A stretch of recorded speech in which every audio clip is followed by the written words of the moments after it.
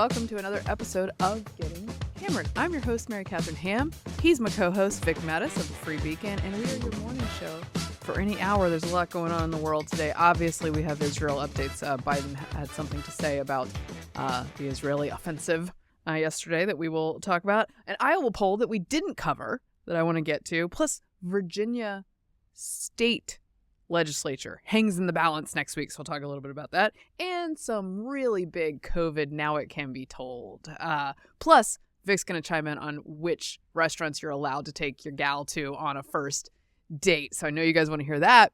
But before that, how's it going, Vic? Hello, Mary Katharine. Doing just fine. Got through Halloween with the sad realization that my kids basically don't do Halloween anymore. Oh, that is sad. Well, my daughter, she's the last one to age out, and she said, when she goes to high school kids, they go to parties. They don't go. So she did go. So she seemed a little too old to go. She went with some younger friends from across the street, so that's okay. And she collected a nice amount. I'm okay. I know there's a debate about this. I'm okay with older kids trick-or-treating as long as they have some semblance of a costume on. Yes. I'm fine with it. There was a kid who was a little bit on the older side, but he showed up in a costume that was those inflatable from the car dealership Cute. figures. I like it. Hilarious, and he was funny. Give that kid a candy. Obviously, okay. Yes. But and they're not out making trouble, No, this is no mischief night. No mischief night. So I walked into the TV room later that night because we do the block party and we had the tables out and the cones and I'm just putting everything back. I walk into the TV room. It's late and, my dad is visiting and he's there with my son watching Halloween H20. And, he has to pass the tradition of inappropriately. Yes. Inappropriate movies. It reminded me of when I was a kid. Of course, I was 8 watching, Invasion of the Body Snatchers, Dracula starring Frank Langella, which was a frightening one. But Halloween H20 is interesting. Everyone is still young in that one. Jamie Lee Curtis still looks young in that. Josh Hartnett is in that. LL Cool J. Hartnett, he was the hotness for just a minute. Yeah, there was a Josh Hartnett moment, and he was there as her son. And my son has now picked up, so he's totally into the Halloween series and Michael Myers, and he's picked up on this sort of the realization that the people who get killed by Michael Myers are usually up to no good, or they're fooling around. And if you fool around, watch out.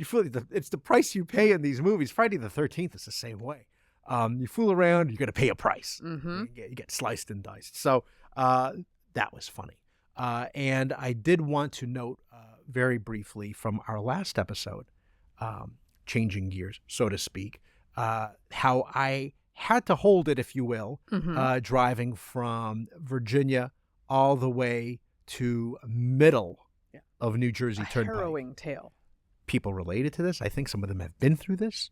And a listener tweeted, and I apologize, I forgot his name, so I don't have it here in front of me, but said when I was talking about the right stuff and the test about how long you can hold it, I felt like an astronaut. He said, no, you were really like the other astronaut in the diaper.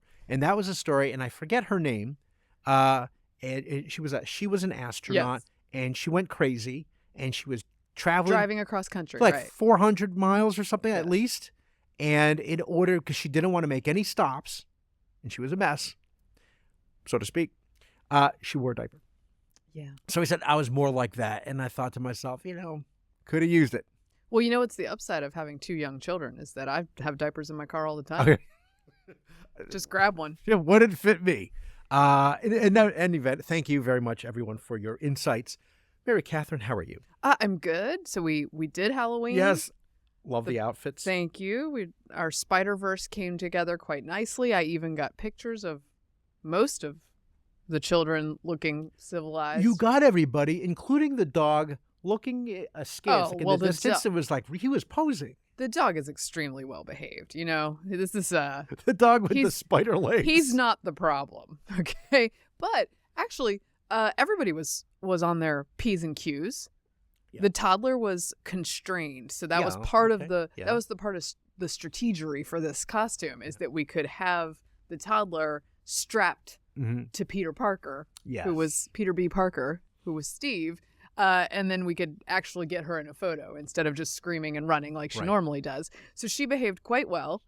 And then the baby sat nicely with his hat on, which was a Peter Porker hat with a little homemade pig nose on the front. It looked like Peter Porker. I mean, the old little honker there.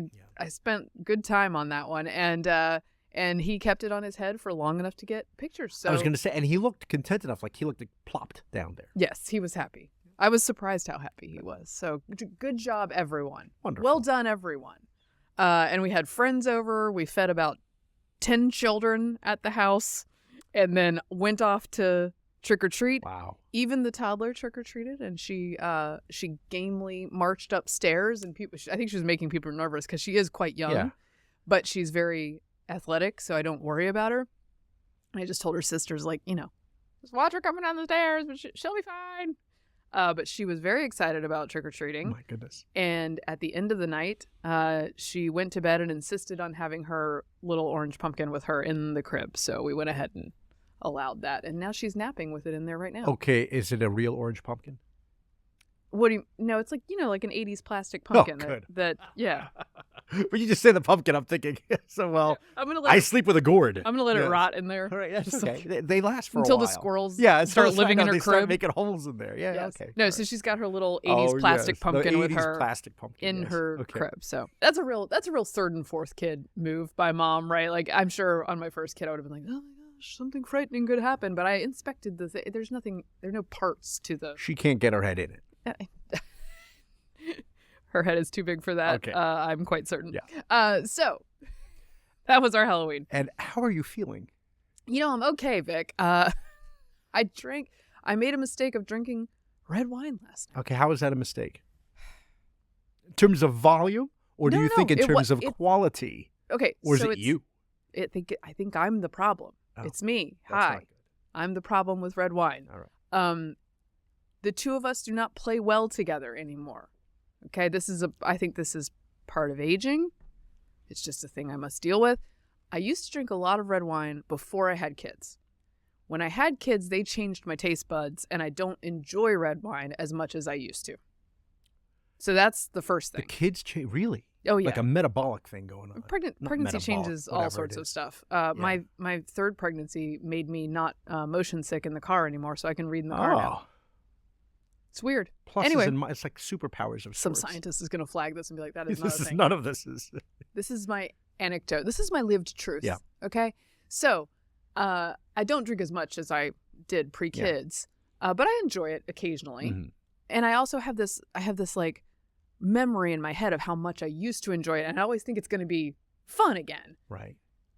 And I don't enjoy it that much. And the price that I pay is great.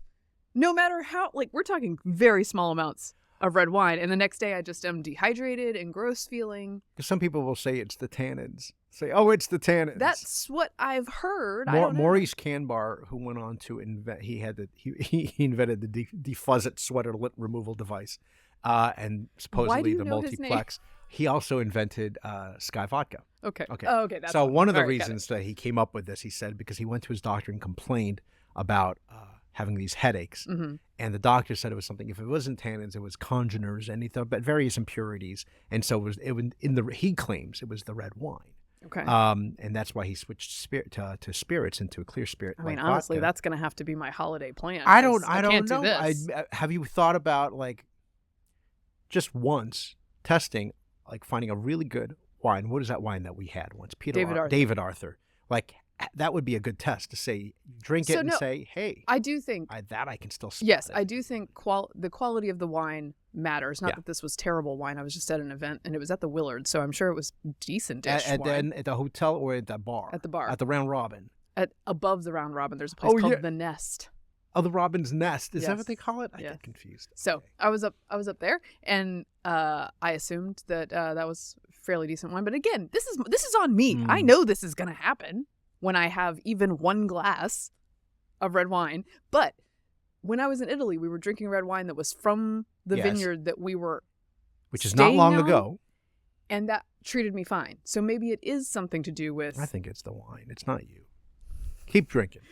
So now the requirement is just I have extremely expensive taste in Yes. wine. Then That's that's right. all I'm allowed to drink. No, I mean, when I was in college, you sort of had no qualms about drinking Busch Light because that's the beer. This I is would true. never do it now. I This would be is true. repulsed by Busch Light. Well, except for our taste test.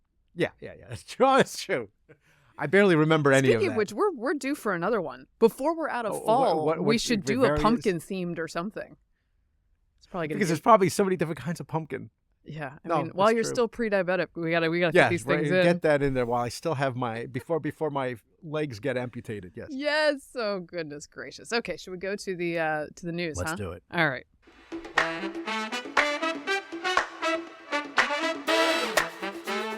Feeling like $1,000,000. All right. Let's talk about. We got to do the war update because it just is most of the news right now. So Israel has begun its ground incursion. There was a little bit, well, not a little bit. There's another contretemps about yet another strike inside Gaza. Refugee. So Israel bombed the densely populated Jabalia, is that right? Refugee camp in northern Gaza for the second time in 2 days Wednesday, prompting warnings of war crimes as more nations took diplomatic measures and condemned Israel's offensive in the besieged enclave. Okay. That's a CNN take on this. Right, because the UN Human Rights Council actually issued, maybe it was a tweet or a statement saying it could constitute a war. They're going to charge Israel with the war crime. Right. The Human Rights Council that Iran is in charge of is like has a spot on that. Okay. So it is, let's be clear, it is a war crime to hide your terrorism and military targets behind camps full of civilians. Yeah. That is a war crime. Sending rockets daily into Israel with no military targets, all intended for civilians. Right. Those are war crimes. Intentionally into population It zones. is a legit target to go after a Hamas leader who is in these tunnels that are under this area. And unfortunately, because they've built this ant farm under Gaza, this very small piece of land, there are vulnerabilities. So if they are hit, there's collateral damage because they have gathered civilians around them. And two, there's collateral damage because structurally, many places are not sound if they have a bunch of tunnels underneath them. So some tunnels, this collapsed, and tragically, people who are not combatants died that way. Right. It's dark and bad. Shouldn't we be more focused on blaming Hamas for their use of innocent men, women, and children as human shields? Now, Angelina Jolie says that Hamas terrorist attacks cannot justify the innocent lives lost in bombings in Gaza. Can we hear a little bit of there's a Israeli Defense Force spokesperson who has a bit to say about exactly what this area is? Please. Well, it's important to understand that this is a live combat zone. Jabalia is a Hamas stronghold. If you remember the days of the war in Iraq, think about Ramadi, think about Anbar province, think about really hotbeds of terrorist activity where terrorists have had a long time to embed themselves within the area and under the civilians. That is Jabalia. Okay, that's the best equivalent that I could give as an example. Our troops are both on the ground, and of course, we continue to operate from the air as well. The aim is very clear and very simple: to get the civilians out and to strike Hamas, its commanders, and its military infrastructure. And I want to emphasize, we have been calling on civilians in that specific area to evacuate for 2 weeks. Nobody can claim that they didn't know this was coming. Yeah. Hamas wants this to happen. Yes. It helps drive their recruitment. And the idea that they're going to hide among the innocent women and children is, for some reason, is not being called out as just absolutely cowardly. It is the standard is completely different for Israel versus Hamas. Israel is the only nation in the world called upon to run a completely pristine war effort, right? No civilized nation is required to do that. Right. And Israel should not be either, even though we mourn these terrible deaths. Right. Again, putting people in harm's way is itself a crime. Yeah. That Hamas is guilty of. The other thing is, those who call for a ceasefire, again, I'm not sure that they fully understand the implications of that, but you will have more civilian death if you reward surrounding one's military targets with civilians in order to make oneself immune from counterattacks, right? So part of Israel's aim is to end this tactic by taking out Hamas and not allowing this tactic to stop them. They can therefore tell everyone, maybe you shouldn't hide behind your civilians anymore. That is a bad idea. That's right. It is Israel's attempt to end the cycle of violence versus the traditional idea of ending the cycle of violence is, oh, wait a minute, they just killed 14 or 1,500 of your people and taken hundreds, captive and as hostages. Please don't retaliate. That'll only contribute to the cycle of violence. So just allow yourself to be killed. I'm not sure. And then when you're all dead, then the cycle of violence ends. Right. That is when it ends. And by the way, a Hamas leader was on Arab media saying exactly this. Ghazi Hamad. This is, Ghazi Hamad talking to a news anchor. And he says very explicitly, we must teach Israel a lesson, and we will do this again and again. The Al-Aqsa flood is just the first time, and there will be a second, a third, a fourth. And we'll keep, because we have the determination, the resolve, and the capabilities to fight. And he says they will just keep doing this until Israel doesn't exist. Because that is what they're about, and they're very clear about it. In their charter, and for some reason, the world was okay with that until now. And even now, they seem to be sort of okay with it, and they really don't have a problem leaving Hamas in charge of Gaza. Say, okay, you made your point, it's time to stop, and the horrible... And just, wait for them to build up enough arms to, again, attack until there's... Right, of course. Again, we're talking about the worst attack against the Jewish people since the Holocaust. He's not making any bones about it. And the other thing that's interesting is there are some people who immediately came to deny what Hamas did on October 7 in terms of the level of the barbarity, sort of the medieval nature, of just the awfulness of what they did to innocent men, women, and children, right, in these kibbutzim. This fella, Ghazi Hamad, is like, nope, all bets are off. Great. We're doing it, and we're going to do it again. And it's worth, again, remembering that October 7, the attack happened. October 8, there were rallies and celebrations, not complaints and protests and demands for Israel to stop the siege or retaliation. But yes, they quote unquote, broke out of that prison, and now they know how it feels to be free by killing people. And I think Hamad even mentions the concert. I'm sure they'll observe a ceasefire. I'm sure they'll observe. That's right. I think Hamad even mentioned the concert, and they were in the way. But what they did, it reminds me of, it's a similar sort of reasoning that, and we talked about this, I think, about the Dresden defense before, but in this case, talking about the Bataan Death March and how a lot of the officers in World War II and the atrocities that Japanese committed against Americans and Filipinos, the officers said that the situation got out of control. There was no directive for them to do these things. And he seems to be hinting at the situation might have not been completely controlled, but they all enjoyed seeing what happened. Well, I do think there's no question. That's a part of the story, right? Is that in these videos that I've seen snippets of, and I don't really wish to see large parts of them, this was a thing they were enjoying doing. Yeah. This was not this is not some accidental thing. It is something they relished while it was happening, which is just a frightening idea. Did you see that President Biden went to Minnesota this week and called for a, quote, humanitarian pause? Yes. Again, and many of our friends on our side have pointed out similar examples, such as, after, the Japanese bombed Pearl Harbor and we were going to go against Japan, we wanted to make sure that there was humanitarian, you got to pause, assistance and fuel. Make sure they have fuel and internet. Because that's a big complaint, of course, is that there's no internet in Gaza. Well, again, you are not required to provide utilities to the neighbor that is trying to murder you. This is why it's called war. By the way, when you mentioned Angelina Jolie, I was reminded of an old Onion headline that says, U.S. invades Iraq despite the protests of Sheryl Crow.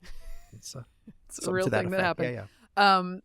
The AP reports that this call for a pause was a subtle departure for Biden and top White House aides who throughout the Mideast crisis have been steadfast in stating they will not dictate how the Israelis carry out their military operations in response to the October 7th attack by Hamas. I wouldn't call that a subtle departure. It seems like a large departure. It is, and people talk about the last time the U.S. supported Israel in its major, intervention into Gaza and how long it lasted until the U.S. started to say, okay, you need to dial it back, and it was about 32 days. This Tuesday will be a month. Okay. So we're reaching that point. There's pressure, and I don't know if you're going in this direction. I feel like the Biden administration is feeling like they need to shore up their support among. So, yes, I think some Muslim of this Americans? is likely a political move. Minnesota, Michigan, places where there Right. are large populations of Muslim and Arab Right. voters who often back the Democratic Party. Many of them have been quite vocal that they're mad at him about this. And so I think there is a desire to shore up some of that, which is expressed in this new initiative that the White House has put together. Because I don't know if you know this, but there's a lot of hate crimes going on. And so they want to take care of that. Oh, thank goodness! Finally, with a national sort of task force good situation to Wonderful. deal with Islamophobia. Oh, yeah. Oh, I didn't know you were going to go there. Yeah. That's okay. Actually, I did, but I'm just playing it up. That's I'm good. playing it up for the cameras. He's committed to the bit. Let's hear a bit of Kamala, who they put in charge of this, which means it'll get done. We're on our way to success, folks. For years, Muslims in America and those perceived to be Muslim have endured a disproportionate number of hate-fueled attacks. As a result of the Hamas terrorist attack in Israel and the humanitarian crisis in Gaza, we have seen an uptick in anti-Palestinian, anti-Arab, anti-Semitic, and Islamophobic incidents across America, including the brutal attack of a Palestinian-American woman who was Muslim and the killing of her 6-year-old son. A senseless act of violence that the Department of Justice is investigating as a hate crime. For so many people in our nation, the past few days and weeks have brought about all too familiar fears. Fears that they will be targeted, profiled, or attacked simply because of who they are, how they worship, or how they look.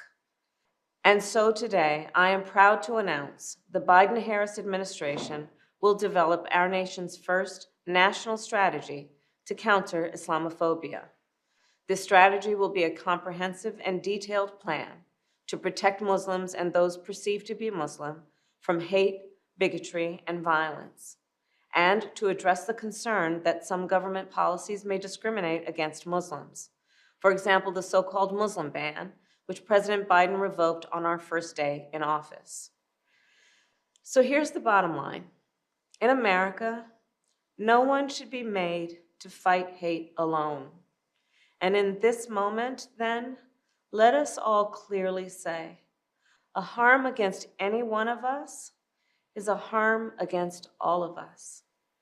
Like she squeezes anti-Semitic in there. She did, and she Right. did mention that there was a previous national strategy to combat anti-Semitism. So, that was already in place, which is why it's only increased by 400%, the hate crimes against Jews. And can I just be frank about the fact that some of the fighting anti-Semitism from the left, you'll notice that the 5-year anniversary of the Tree of Life synagogue shooting was widely noticed on the left and commemorated by Sure. Ilhan Omar in ways that they did not address.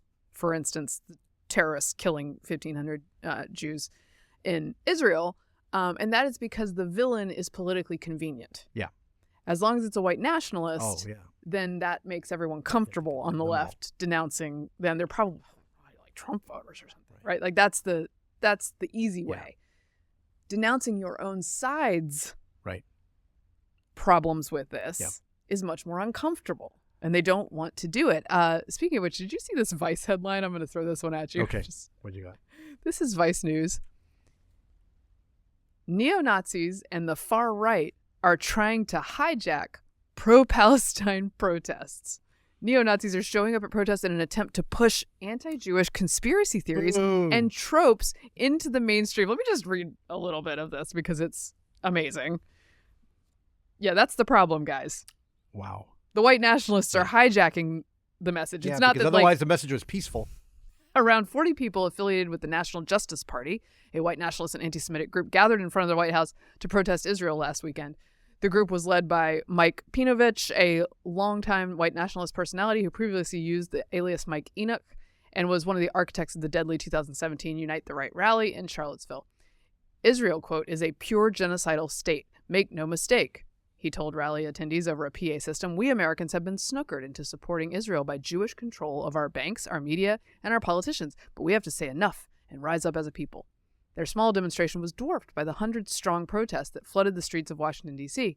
But his rhetoric is an example of how far-right anti-Semites are trying to use the pro-Palestinian movement, hijack some of its language, criticizing the Israeli government's actions in Gaza, and then use that as a vehicle to push anti-Jewish conspiracy theories and tropes into the mainstream.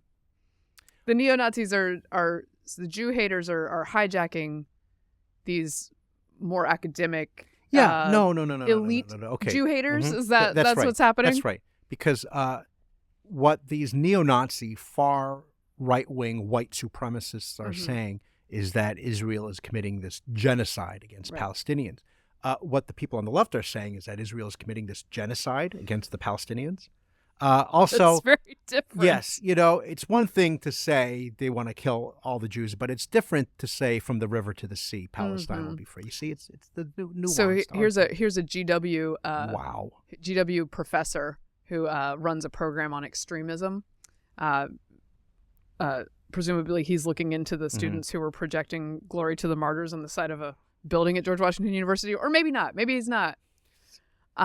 His quote is, "They're not pro-Palestine." He's talking about the white nationalists. They just hate Jews, and they see this moment as an opportunity to get attention, get coverage, put their banners, their images, their ideas into reporting patterns.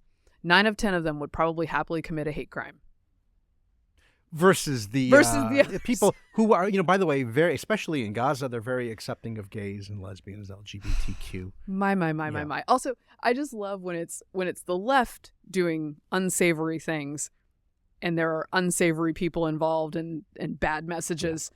There's this media attempt to very surgically dissect who is who, and these are the good people who believe this thing, and then there's these icky people who believe the Jews are in control of the media. They also like genociding people. They like to forget the past, and the fact is that Hitler was, had made common cause with a number of these Arab nationalist types who were also they were on common bedfellows. They shared the same enemy, which was the Jews, and there were terrible massacres against the Jews even before there was an Israel, right, in the 1920s. So this isn't a new thing. This isn't a new thing. There's actually footage of Hitler meeting with these Arab leaders, at Berchtesgaden or wherever. You know what I mean? It's real. So. Shall we check in with FBI head Christopher Wray about the sort of statistical distribution of hate crimes? I'd like to hear from him. This is a threat that is reaching, in some ways, sort of historic levels, in part because, as you know all too well, the Jewish community is targeted by terrorists really across the spectrum. Homegrown violent extremists,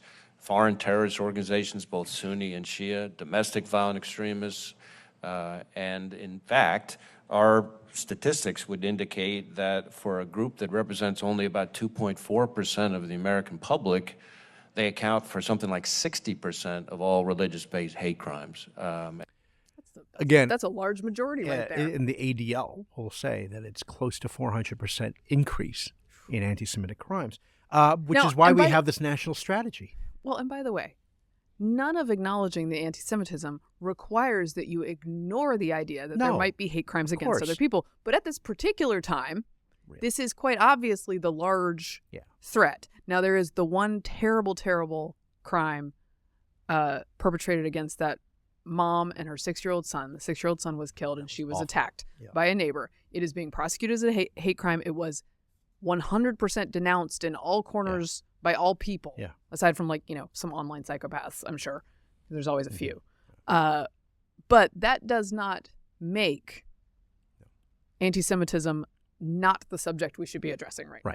Well, when I think about Islamophobia, I was thinking about all those people who are tearing down those missing posters for Israeli women, men, children, and how mean the people are yelling at them about taking down the It posters. is really mean. That's why. Yeah. We shouldn't shame them. So this is speaking of shaming people, some of the largest law firms in the country have come together with a message for the deans of law schools that are tolerating anti-Semitic activities conducted by students, saying if you want your graduates to get good jobs from our law firms, like maybe stop doing the producing of the anti-Semites, the open anti-Semitism. So this is like Aiken Gump Strauss, a bunch of big ones. The who's who. Yeah. Has some concerns with this. Again, when I am concerned about cancel culture, as I have always been, right? But one of the things that is pretty out there is if you are, say, I don't know, projecting glory to our martyrs onto the side of an academic building at George Washington University, which is a thing that happened, and you are glorifying the wanton murder of civilians, then that rhetoric seems like out there enough that there might be consequences for that. Rationally, that might occur to you. And perhaps since it hasn't occurred to them, now it will occur to them. Well, I think that the pushback is going to be that, students are entitled to their, opinions and defending free speech, even if you happen to like it terrorists, and that would be wrong for them to deny these people a job. The other thing is, of course, they can just always say, well, most of those law firms are run by Jews, so let's not. You could just control it. You can discount that. But the question is why, right? Why is this happening? And again, it goes back to the administrators, which now in many colleges outnumber either the students or the faculty. They let these people in. They hired these people who. That's been a 30-year project, right? The idea that they want a free Palestine comes with this other idea of another country being eliminated from the map. And so it's cowardice. This is not to say at this point that they may not be anti-Semites themselves, but and that's probably changed now because again they've hired all these people. Right. And kids, I can't imagine them growing up harboring this kind of ill will towards Jews. But certainly, if you're taking these classes, and in some places, they're giving it away as extra credit. Yeah. I mean, really. By the way, this letter from the law firms rightly notes not just speech, which is one thing, right? And I would argue that these universities are failing on the free speech front as well, because what they are allowing is far outside of the free expression bubble, which is anti-Semitic harassment, vandalism, assaults on college campuses. Those things aren't just free expression. And when you don't punish students for engaging in those things, you endanger the speech of everyone on campus, but particularly those who are targeted. There was a horrifying video of a Jewish student wearing a kippah walking down a sidewalk, I believe at Harvard, and he's boxed in by pro-Palestine marchers, protesters, and being bodily moved around and sort of detained and trapped. It's a physical assault. He's being touched. He's being detained. It's a bad scene. They're acting like brown shirt thugs, and of course they're accusing him of being the Jewish kid of being the Nazi. Right. He's the problem. It's sick. Yeah, he's the problem. We didn't get a chance to mention the hospital. There was a development. Thank you. To that hospital. My face was blank for a moment. This is a good update. So this is very interesting. This is shocking. Gerald Beer writing. Oh yeah, he's great. Yeah, so he tracked down. You guys remember the hospital bombing, which became international news very quickly. Everyone ran with Hamas's stats for hundreds killed. This entire hospital's flattened. Israel did the strike. None of those things were true. The strike came from the Palestinian Islamic Jihad, a terrorist group inside Gaza. It was mistakenly fired into this parking lot adjacent to a hospital. There were people tragically killed who were not part of the conflict or civilians, but it was not in the hundreds, and the hospital was not flattened. But everyone ran with Hamas's messaging on this. Gerald looked at a press conference the day after, which was available to press, streamed on Facebook. The Anglican Archbishop Hassam Naum commented at this press conference, they're the guys who run this hospital. So they have information from on the ground, all the things that the press tells you we don't have access to, right? Like actual verification. And his remarks on this did not include a total casualty number, but said 2 of our employees were injured at the hospital. That is a very, very different picture than the one the press painted. He also noted infrastructure and structural damage to the hospital, but certainly not a flattened hospital. And it turns out, wouldn't you know it, press quoted him from that press conference, but not the part about the 2 injured employees, which would seem to be important to the story. Possibly deliberate.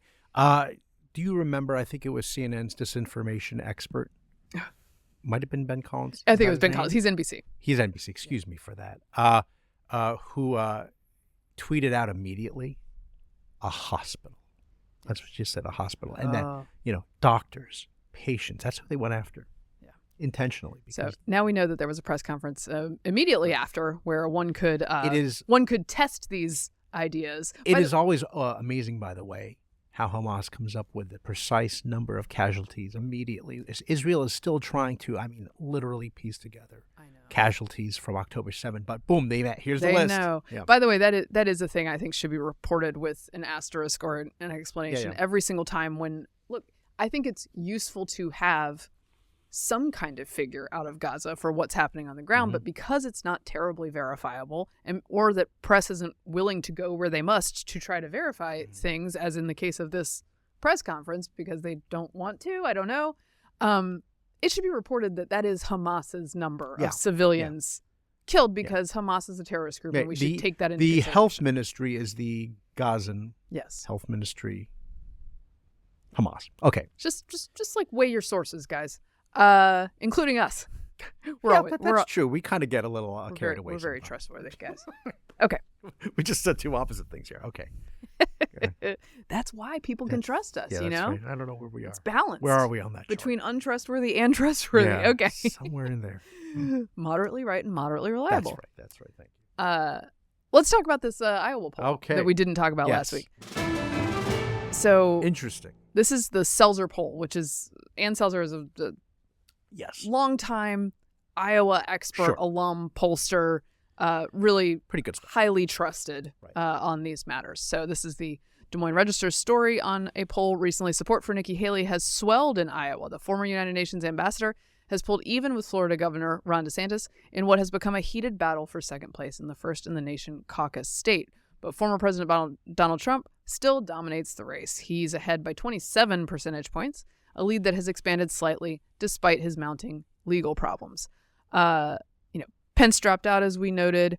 DeSantis and Haley, who for a long time have looked like the logical alternatives, are now tied, which can't make DeSantis feel great because I think he's all in on Iowa. And for Haley, I would say things get easier past Iowa for her than for him. Yeah, once you can get closer to South Carolina. And New Hampshire is likely more her kind of voter, right? Yeah, that's right. This is great news for Haley. This is not great news for DeSantis. The money crunch continues. He had people who promised to work miracles here, and even though it's not him, reliance on his super PAC. He's not going to go immediately. I think the next one who's in trouble, not counting Asa Hutchinson or Doug Burgum, the next real big name is probably Tim Scott, right? Because there can only be one from South Carolina. But then after that, I think there'll be some expectation that if DeSantis doesn't have any more traction, and he's a great governor, and it's a shame, then he may have to bow out, and then you will see consolidation.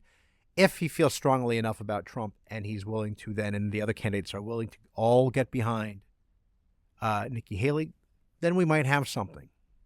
We shall see. What do you think? I honestly, I think these two are in a strong enough position that certainly through Iowa, and I think beyond, they're both sticking with it, because unless someone is a distant last place, you can make an argument, well, I was close to second, or I was a surprisingly strong finish in Iowa. I just don't see them unless they're... I will be looking forward to if DeSantis ends up not pulling this off.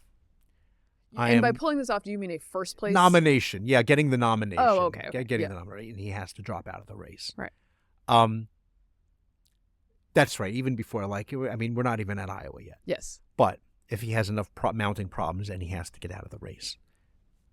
I'm really looking forward to the postmortems on this from the inside to figure out how and why how did this go wrong? Because you would think that there's so many things that happened this is why he ran in the first place, because he had such a stellar record when it came to COVID and standing up to the COVID bullies and everything else.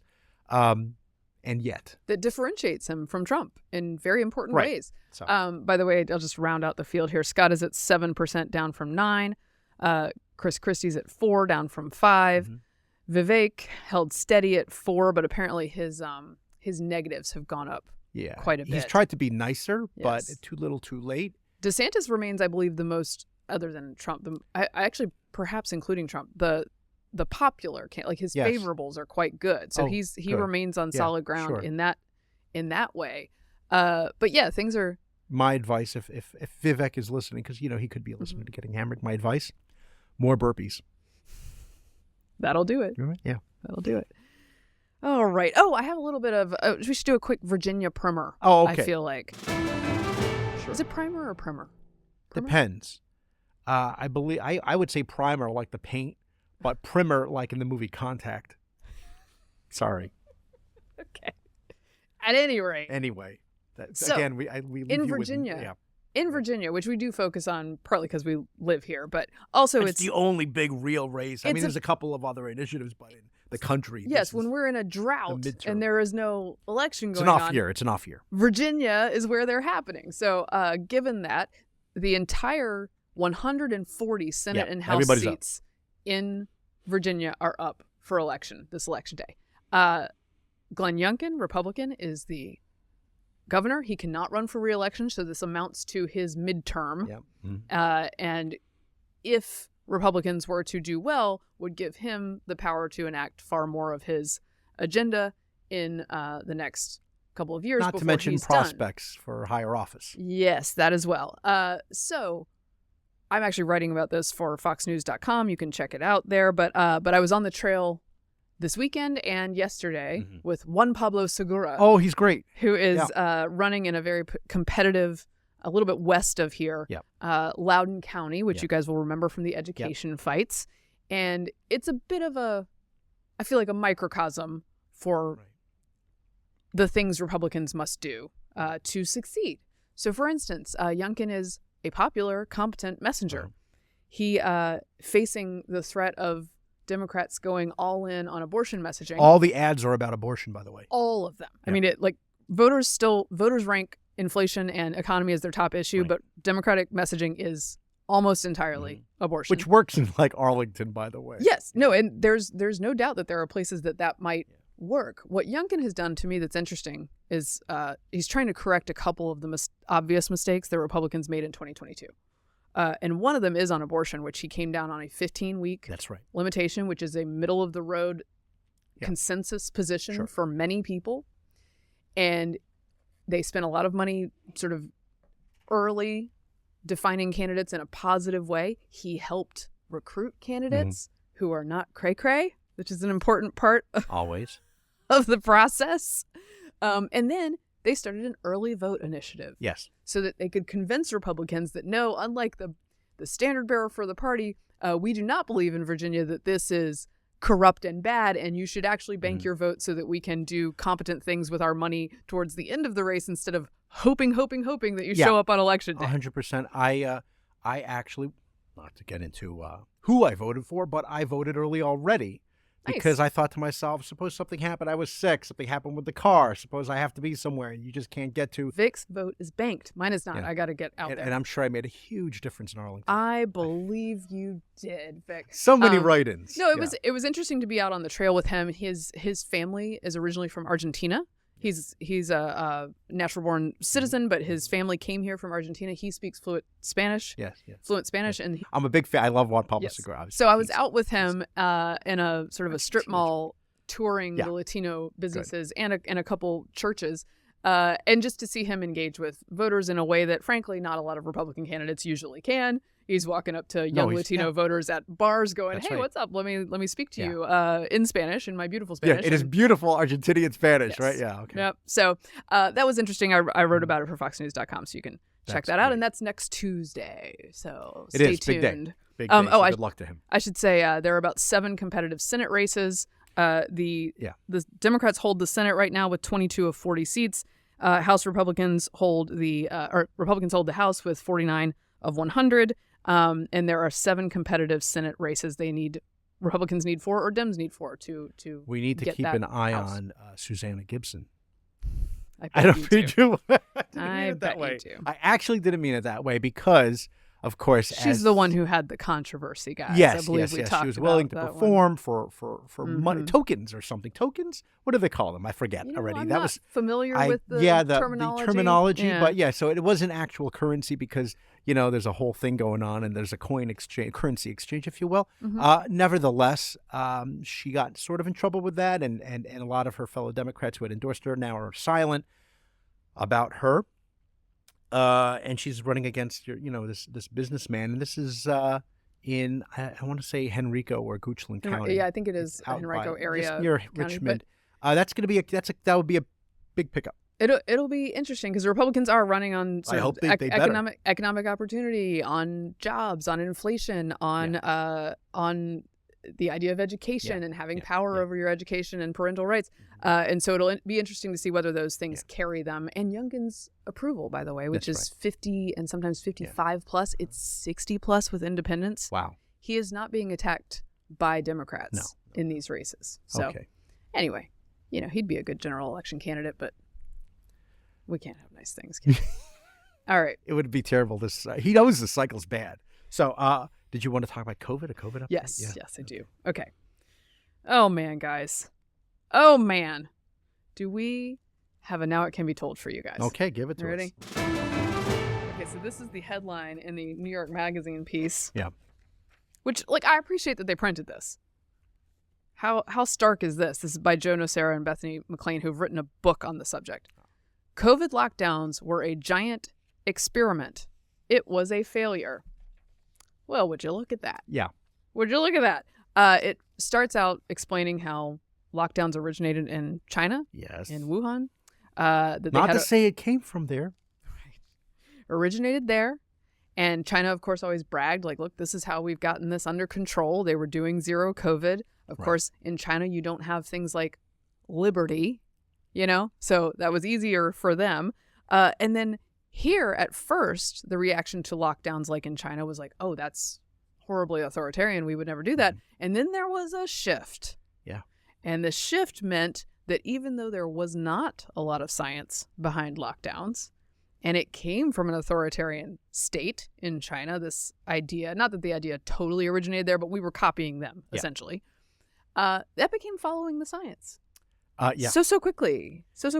And, as a result, many people suffered in very, very major ways that we have not yet begun to reckon with. And I think this book they've written in this article is an attempt to begin to do that. Yeah, Charles Lehman at the Manhattan Institute, formerly of the Free Beacon, he's talked about these deaths, right? They're not COVID deaths, but they're the result of the shutdown. Despair deaths. Yes, ODs. deaths of despair, exactly.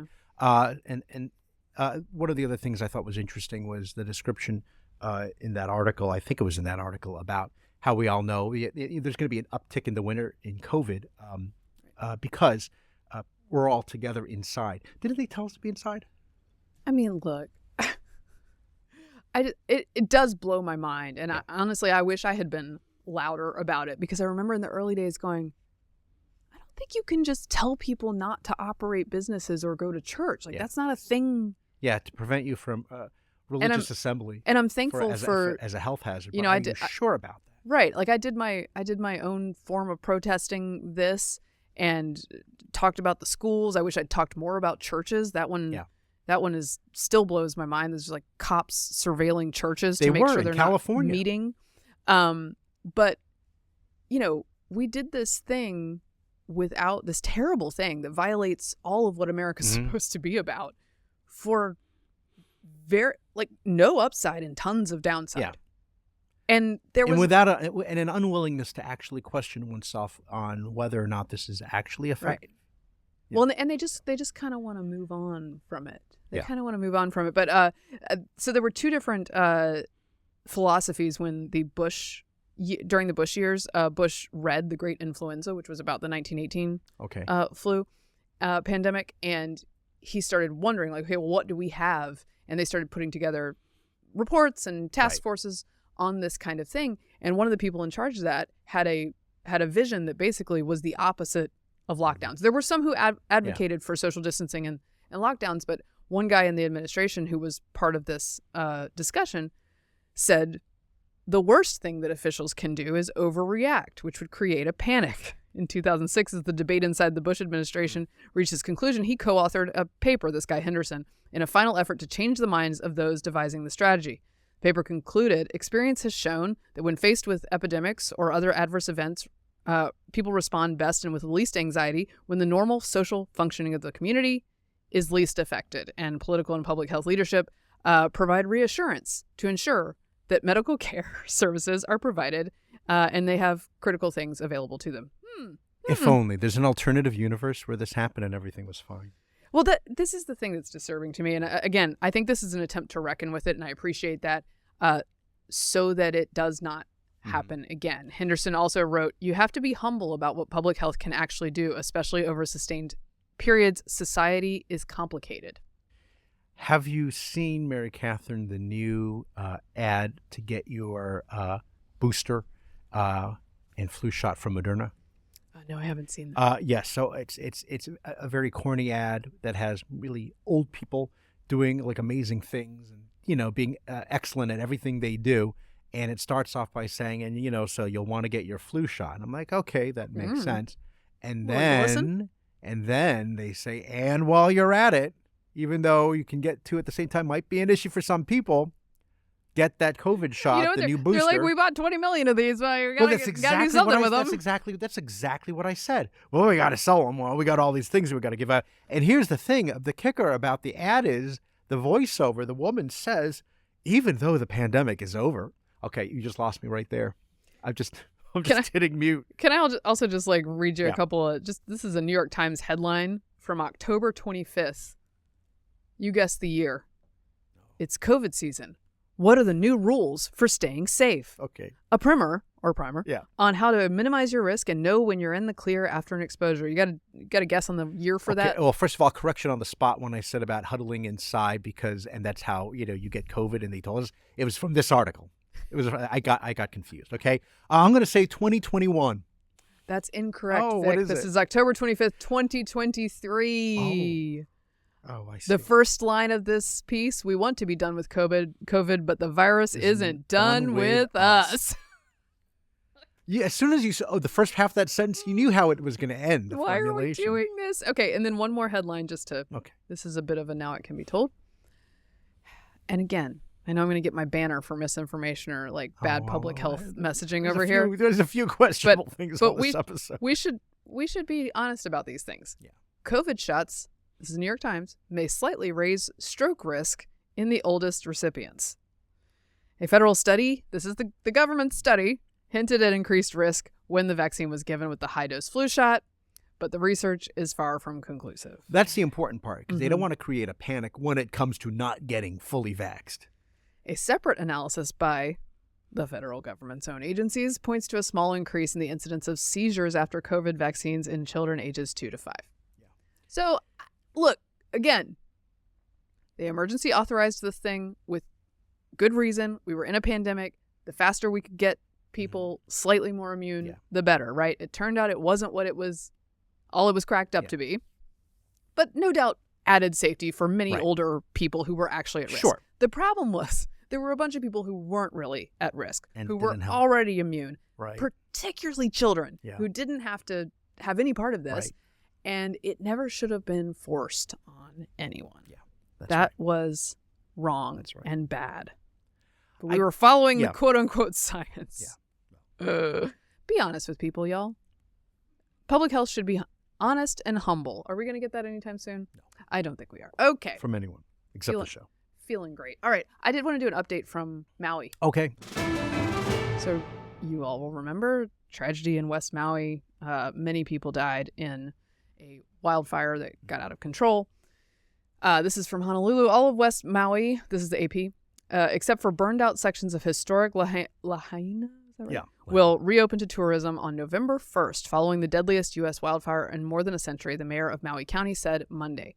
Mayor Richard Bisson said he made the move after talking about it with his advisory team, the Red Cross, and other partners. West Maui has about 11,000 hotel rooms, or about half of Maui's total. Travelers evacuated those hotels after the August 8th fire raged through Lahaina town, killing at least 99 people and destroying more than 2,000 buildings. This is important because tourism is the main industry there. And in order for people to have jobs and prosperity and to regain and to rebuild, people are encouraged to go and enjoy Maui. So yeah, this is it's great to hear that they're able to make progress and get back to, some semblance of a normal life after this horrific thing. But let us not hold these people accountable, I should say. Right? Especially, I think there's a lawsuit going on, obviously, but people should want to know why this happened, because this was entirely preventable in terms of how many people died. There was no easy way to get out of the area. And in fact, government assets may have been used to keep people in and off of roads in some cases, which is horrifying. Yeah. A friend of mine is from Hawaii, and he told me that there are friends people he knows who were there when the fire spread, and they were surrounded by it. And it's quite an amazing story, and I hope he doesn't mind me sharing it. I'm not sharing any names, but one of the guys, they were all stuck in a building together in a room, and the fire was coming, and the guy was like a limo driver, and he said, in the car, there's all this booze. Let's just take it now, because this could be it. Let's just drink up. And they did, and they sweated. It was like, the temperature was ridiculous, and they drank fully expecting the worst to happen. Right. And the fire went around them, and they made it out, and they got completely wasted. But they because they thought this is it. We might as well. Were these spirits blessed in some way? Yeah, no, I Were mean, they? Really, it's quite an amazing. That's amazing. It's an amazing story. Yeah. And that's why you're always drinking spirits, You just to never make know. sure in You case never know. something You happens. never that know. Again, I hope that's okay. I share that, but no, that's amazing. anyway, I'm so glad to hear that story of survival. I always like to hear those from these, even in tragic situations, that people can come out. Do you want to talk about this Beatles song? Yeah. Do we have an hour? Okay. Okay, let me. Go Here's ahead. the basics. Explain. Here's the basics. A new Beatles song featuring the complete Fab Four will be released Thursday, 45 years after John Lennon began writing it with the help of artificial intelligence. Titled Now and Then, it will debut on BBC Radio at 2 p.m. London time, 10 a.m. here, at the same time as its release on streaming platforms, including Spotify and Apple Music. The track will be available on CD and vinyl from Friday. A short film detailing the making of the last Beatles song, was published to the band's official YouTube channel Wednesday and has already gained more than 1.4 million views. This is based on a demo that Lennon recorded with piano and some vocals about 2 years before he was murdered in 1980. Does it ever occur to them that maybe he didn't release this because maybe it wasn't good? Okay, so my thought How is, dare. I know. Well, this is what I'm John saying. Lennon song? Yes. Not good? There are a few of Lennon's. They're just, when they split Unlike up. Paul, who's a bat in 1,000. No, when they split up, Paul was corny, John was dark. You mix them together and you get brilliance, right? So if you listen to the lyrics and the music to like A Day in the Life or It's Getting Better All the Time, you can hear that in the darkness and the light, and it's funny and it's great. When they went their separate ways, that's when you get the silly love songs of unadulterated Paul McCartney, silly Live and and unadulterated and dark. then, yes, and then you get, and there's one particular song that John Lennon wrote. It's a woman is the N-word of the world. Okay, that's just you're this is it. That you're getting down there. So, I haven't heard the song. Let me just say this: I haven't heard the song. I remember being excited when the Beatles anthology came out some time ago, because they said they did the same thing. There were some tracks from from John Lennon, right? And they released the two songs where then they combined because George Harrison was still alive and they added to it. they sucked. The song sucked. They were not good. So and the idea George Harrison's gone too. So I don't know what they did. They threw in a sampling of sitar. You know, no. I don't Apparently, know there is some George available for this. I don't. Okay. But also, I'm the confused. AI. I don't like that. I know. It's wrong. I'm a little uncomfortable. I don't want AI to I don't be want to AI be to trained. predict what is your Beatles song going to sound like. Well, and also, come on, man. do we want AI to be trained to be John Lennon? No. And if we do, Yeah. I'd like it to be trained to be early John Early Lennon, John not Lennon. late John Lennon. Right, I prefer cheeky early 1960s. Yeah, and he had that great scratch in his voice. And he wasn't like, laying in bed doing peace protests or what have you. Can I tell you the last great Beatles song? What's that? It was from the musical Hamilton by Lin-Manuel Miranda. And it was a song that for King George III, Mm-hmm. You'll Be Back, that one. That's it. Yes, that's it. Because he was interviewed about this, and he was thinking, and Lin-Manuel Miranda says he was thinking British invasion rock. Yeah. And it is a total homage, and it's not, and it doesn't come off as embarrassing. It is really homage to the Beatles, and there's all these little bits of that song that are hints of like A Day in the Life and Penny Lane. It's great. Just check that out. Lin-Manuel Miranda is a talented what dude. can't I'd he tell do? you what. So What this are you is gonna say, Mary McCartney says Katharine? we were able to take John's voice and get it pure through this AI, so that then we could mix the record as you would normally do. It gives you some sort of leeway.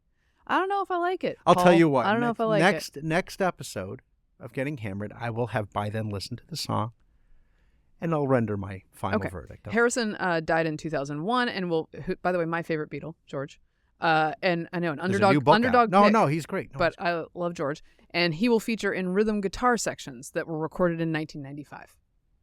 So it's questionable.